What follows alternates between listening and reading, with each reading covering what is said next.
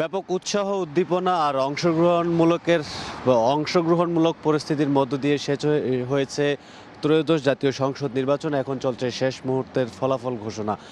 আমরা এই মুহূর্তে সংযুক্ত হয়েছি রাজধানীর নয়াপল্টনে বিএনপির যেই কেন্দ্রীয় কার্যালয়, সেই কেন্দ্রীয় কার্যালয়ের সামনে থেকে। যদিও বিএনপির পক্ষ থেকে আসলে এই যে উদযাপনের যে বিষয়টি সেটি নিয়ে এখন পর্যন্ত আনুষ্ঠানিক কোনো ঘোষণা দেওয়া হয়নি। শুধু এতটুকুই জানানো হয়েছে, আজ যেহেতু শুক্রবার, বাদ জুমা বিএনপির প্রয়াত দেশনেত্রী বেগম খালেদা জিয়ার আত্মার মাগফেরাত কামনা করে দোয়া এবং মোনাজাতের কর্মসূচি দেওয়া হয়েছে এবং সেই কর্মসূচিকে ঘিরেই বিএনপির পক্ষ থেকে আসলে সব ধরনের প্রস্তুতি নেওয়া হচ্ছে। আমরা দেখানোর চেষ্টা করছি। আসলে দেখছেন এখন পর্যন্ত এই যে বিএনপির যেই নয়াপল্টনের কেন্দ্রীয় কার্যালয়, এখানে কোনো নেতাকর্মীরা আসেনি এবং আনুষ্ঠানিকভাবে বা তাৎক্ষণিকভাবে তাদের যেই উদযাপনের যে বিষয়টি সেটিতেও কিন্তু নিষেধাজ্ঞা দেওয়া হয়েছে বিএনপির পক্ষ থেকে।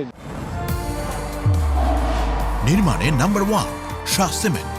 যেটি বলা হয়েছে, আজকে তারা সর্বপ্রথম দেশনেত্রী বেগম খালেদা জিয়ার আত্মার মাগফিরাত কামনা করে বিশেষ দোয়া এবং মোনাজাত পরিচালনা করবেন। আপনারা জানেন যে নির্বাচনের অল্প কিছুদিন আগেই সাবেক 3বারের প্রধানমন্ত্রী, জনপ্রিয় নেত্রী যিনি বিএনপির, বেগম খালেদা জিয়া প্রয়াত হয়েছেন এবং এরপরেই কিন্তু সারা দেশে অর্থাৎ গতকাল 12ই ফেব্রুয়ারি ত্রয়োদশ জাতীয় সংসদ নির্বাচন অনুষ্ঠিত হয়েছে এবং এই নির্বাচনে এখন পর্যন্ত আমরা যেই ফলাফল জানতে পেরেছি, 283টি আসনে ফলাফল ঘোষণা হয়েছে এবং এর মধ্যে 208টিতেই এগিয়ে আছে বিএনপি। এর পাশাপাশি জামায়াত সহ 11 দলীয় ঐক্য জোটের 70টি আসন এবং 5টি আসনে জয়ী হয়েছেন স্বতন্ত্র সহ অন্য যে দলটি।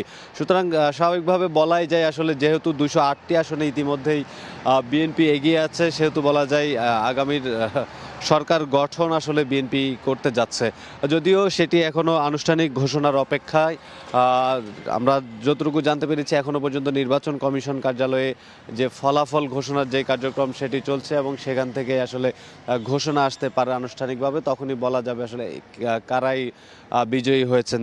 এটি অনুমেয় যে আগামীতে সরকার গঠন করতে যাচ্ছে বিএনপি, যেহেতু এখন পর্যন্ত 208টি আসনে তারা জয়লাভ করেছে। আমরা গতকাল যখন ভোটের মাঠে ছিলাম, আমরা দেখতে পেয়েছি বিএনপির বেশ সন্তোষ প্রকাশ করেছে নির্বাচনের যে পরিবেশ সেটি নিয়েও তারা সন্তোষ জানিয়েছে এবং যখন ভোটের সময় শেষ হলো, অর্থাৎ সন্ধ্যা নাগাদ যখন বিভিন্ন কেন্দ্রের ফলাফল নির্বাচন কমিশন কার্যালয়ে গিয়েছে এবং প্রার্থীরা জানতে শুরু করেন, তখনই আমরা যে প্রার্থীরা রয়েছেন এবং তাদের অনুসারীদের মধ্যে, নেতাকর্মীদের মধ্যে ব্যাপক উচ্ছ্বাস আমরা দেখতে পেয়েছি। রাতে বিভিন্ন জায়গায় খণ্ডভাবে আসলে ছোটোখাটো পরিসরেই আমরা দেখতে পেয়েছি বিএনপি নেতাকর্মীরা বিজয় উল্লাস করেছেন, তারা যে উদযাপন করেছেন। আসলে বিএনপি নেতাকর্মীরা এটি বলছেন যে দীর্ঘ 17 বছর তারা ভোটাধিকার প্রয়োগ করতে পারেননি।